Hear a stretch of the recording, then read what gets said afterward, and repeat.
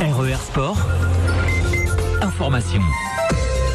Il est 8h15, nous retrouvons le journal présenté par Éric Michel. Bonjour. Bonjour à tous. Le feuilleton des municipales à Saint-Denis à droite continue.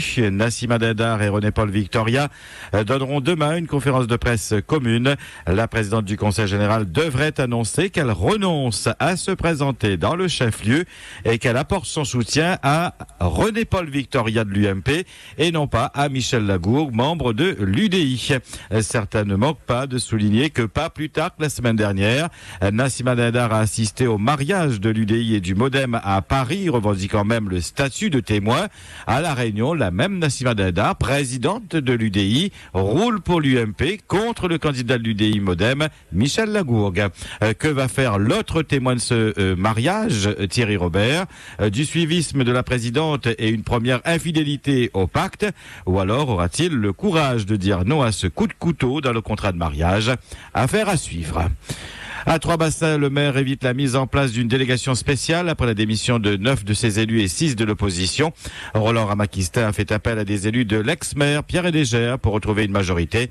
Et c'est ainsi qu'hier, il a pu réunir une séance du conseil municipal 3 fois avortée avec 15 élus présents qui ont voté la vingtaine d'affaires inscrites à l'ordre du jour.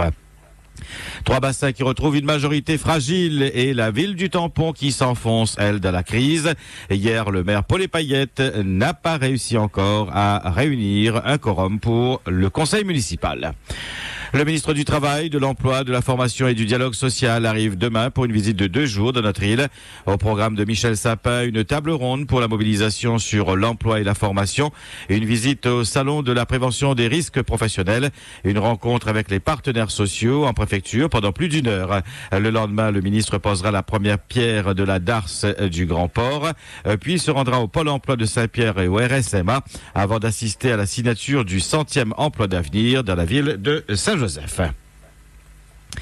Manifestation des planteurs de la CGPE hier devant le CTICS à Saint-Denis à l'occasion de la commission paritaire de la canne et du sucre. Ils réclament le versement d'aide d'urgence suite à la sécheresse. Dans une motion, les planteurs exigent le solde de l'aide à la production, la recette bagasse énergie, la prime bagasse production et la recette mélasse. Une aide de 1 000 € par hectare pour faire face aux dépenses liées à la replantation de la canne, ainsi que la prise en charge du bétel pour lutter contre le ver blanc. Et une aide de 300 € d'engrais pour relancer la repousse des cannes après la coupe. Les manifestants souhaitent que ces aides soient versées dans les 8 jours suivant la fin de la campagne sucrière. Et il faut des mesures exceptionnelles sur certaines exploitations. Les pertes se chiffrent entre 30 à 40% du jamais vu depuis 50 ans, affirme Jean-Yves Minacci. Une réunion de travail se tiendra demain avec ses responsables de la CTICS. La grève se poursuit à Bio-Réunion, un mouvement commencé depuis une semaine dans les laboratoires d'analyse. Les grévistes ont obtenu hier les soutiens de la CGTR et du conseiller municipal du port Henri Hippolyte. Ils réclament, je vous le rappelle, une revalorisation salariale et de meilleures conditions de travail. Les discussions avec la direction sont pour l'instant au point mort. La vente de miel en gaufre interdite depuis le 1er novembre dernier, et ce jusqu'au 31 mars 2014. Le préfet a pris un arrêté en ce sens parce que la période actuelle correspond à celle de la floraison de plantes réputées toxiques. En janvier dernier, 7 cas d'intoxication avaient été enregistrés par l'ARS. L'été est synonyme de chaleur, de fruits et de fleurs, mais aussi période où prolifèrent les moustiques. Les opérations de nettoyage se multiplient aux 4 coins de l'île afin d'éliminer les gîtes larvaires. Les habitants de l'île sont appelés à redoubler de vigilance pour ne pas connaître à nouveau une crise de chikungunya comme en 2006 où 186 000 cas de la maladie étaient recensés et 93 décès directs ou indirects avaient été enregistrés. Et votre question d'actualité aujourd'hui, prenez-vous des mesures contre les moustiques? Déjà, nettoyez-vous régulièrement votre cour? Des agents de l'ARS sont-ils passés chez vous? Avez-vous été touché par l'épidémie de 2006? Vos réactions et témoignages en direct à 9h et 11h sur le 47 33 33 et le 47 34 34 sur Facebook. Rendez-vous sur la page RER Radio Officielle. RER. Une voiture en panne ce matin à 5 heures au niveau de la mairie de la Possession en direction de Saint-Denis. Elle n'a été dégagée que vers 7 heures, provoquant un embouteillage monstre qui débutait après le pont de la rivière des Galets en direction du nord. Et la circulation reste encore très chargée depuis la route des Tamarins en direction de Saint-Denis. Bon courage à vous tous et merci de vos appels sur le 39 16 16, le service info de RER Sport. Aux assises, 15 ans de réclusion criminelle prononcés par les jurés hier à l'encontre de Sadou Hamada Hassani. Il a été reconnu coupable du viol d'une magistrate à Mayotte en 2007. Absent lors de son procès, un mandat d'arrêt a été lancé. Le condamné a déjà écopé de 10 ans de prison décidé par la justice comorienne. Dans l'affaire de Loïc Louise, les parents ont déposé plainte samedi. Ils restent persuadés que leur fils est mort suite au coup de taser qu'il a reçu de la part d'un gendarme qui intervenait pour mettre fin à une bagarre entre des jeunes lors d'une soirée arrosée à Orléans. L'autopsie pratiquée sur le jeune bénédictin a conclu une mort par étouffement, par vomissement. Les parents souhaitent que la vérité soit faite. Ils ont été reçus par le procureur qui leur a assuré que tout allait être vérifié et qu'aucune porte ne sera fermée. Un appartement en feu hier en fin de journée au Chaudron dans la rue Roger Payette. Aucun blessé n'est à déplorer. Les occupants et les locataires avoisinants ont été évacués par les pompiers. De gros dégâts matériels sont à déplorer. Les policiers ont interpellé le locataire de l'appartement qui a pris feu. Sous et passablement excité, il aurait lui-même déclenché l'incendie. Merci encore à Eric Citalis de l'alerte sur le 39 16 16. 2 incendies encore ont fait rage hier dans les Hauts de Saint-Paul. À Crèvecoeur, tout d'abord, 2 hectares de broussailles ont été détruits. L'intervention du Dash 8 a été rendue nécessaire et a effectué 7 largages. À Temps-Rouge ensuite, ce sont 6000 mètres carrés de cannes qui sont partis en fumée.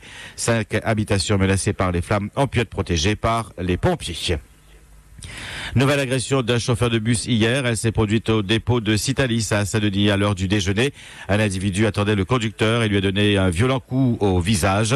Blessé, il a été pris en charge par les pompiers. Plainte a été portée. Ses collègues ont effectué une heure de débrayage en signe de protestation contre ces nouvelles violences et aussi pour soutenir le chauffeur agressé. Accident spectaculaire hier après-midi au niveau de l'université au Moufia. Un jeune automobiliste a perdu le contrôle de sa voiture qui a fini sa course sur le toit. Il est sorti indemne de l'accident. RER. Encore un phénomène lumineux dans le ciel réunionnais hier. Un halo autour du soleil a été observé par de très nombreuses personnes. Un phénomène qui, rappelons-le, s'explique par les rayons de soleil qui traversent des cristaux de glace contenus dans les nuages de très haute altitude. En sport, en football, les adversaires de l'US Sainte-Marie sont arrivés dans l'île hier. Le Paris FC, 7e de national, affrontera les Sainte-Mariens dimanche au Stade de l'Est pour le compte du 7e tour de la Coupe de France. Le défi est grand, mais les locaux ne tremblent pas. Et pour refermer ce journal, cette interview de Julien Chaurier. Au détour d'un sentier au Dimitil et autour d'une bonne table après, Laurent Nativelle a rencontré le double vainqueur du Grand Raid en 2009 et 2011. Julien Chaurier, qu'est-ce que tu fais à La Réunion ? Ouais, je suis à La Réunion pour en profiter un petit peu en dehors du Grand Raid, voir des amis et profiter des sentiers pour bien m'entraîner. On m'a dit que tu prépares une course pour la fin d'année et que le soleil réunionnais était magnifique pour l'entraînement. Ah bah oui, là je prépare la Saint-Élion début décembre, course de nuit et dans le froid, donc là de pouvoir finir la préparation au soleil, c'est vraiment top, et de partager ça sur des séances même de piste avec les clubs d'athlètes locales, c'est top quoi, ça me permet de pas m'entraîner seul et de bien me préparer. On sait que La Réunion est une belle cour de récréation, si ce n'est la plus belle. Tes parcours favoris ? Ah bah là j'ai passé beaucoup de temps à l'entre-deux, donc j'ai beaucoup tourné dans le Dimitil et là je me suis régalé. Dis-moi, allez, on passe aux choses sérieuses. 2014, le Grand Raid, on a annoncé Xavier Thévenard, c'est sûr, il a signé. On a annoncé Kylian Jornet, il a aussi signé. Est-ce que tu signes ?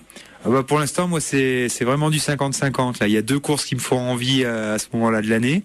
Donc voilà, on va dire mon cœur balance entre une nouvelle course en métropole qui m'attire vraiment et La Réunion qui aussi me donne envie de revenir courir ici, quoi, parce que c'est tout simplement incroyable. Le Grand Raid s'est passé, on a eu un petit peu des rebondissements. Comment t'as fait poursuivre cette course de là où tu étais ? Et puis explique-nous comment t'as vibré, ton regard sur le Grand Raid 2013. Bah le suivi de la course, c'est marrant. Je me suis branché un peu sur RER sur Internet, donc ça permet de se mettre dans l'ambiance. Mais ensuite, c'est sympa de voir un collègue devant là, François qui fait une superbe course. François, et puis il y a aussi ton autre collègue, celui qui t'avait accompagné en 2009, Freddy Thévenin. Tu as gardé des contacts avec lui ? Ah non, j'ai pas gardé avec Freddy, mais j'ai eu des nouvelles de lui par Pascal Blanc, avec qui je me suis aussi baladé là à La Réunion et qui a fait encore une incroyable course, comme Freddy. Ouais. Je te remercie, Julien, et puis à bientôt. Julien Chaurier sera-t-il présent l'année prochaine sur le Grand Raid? Vous l'avez entendu, il n'a pas dit oui, mais il n'a pas dit non plus. Affaire à suivre. RER. À 8h25 sur RER Sport, c'est la fin de cette édition de ce 5-8. Merci de votre fidélité. Bonne journée. RER Sport.